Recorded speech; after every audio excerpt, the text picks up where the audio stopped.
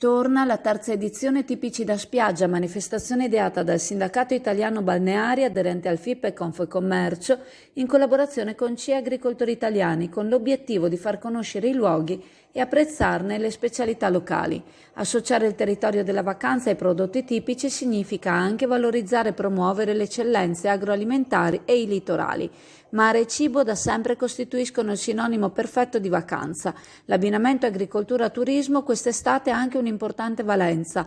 La siccità sta mettendo a dura prova la tenuta dell'agricoltura e far conoscere i prodotti tipici ai turisti può essere un modo per sostenere i produttori in questo momento di difficoltà.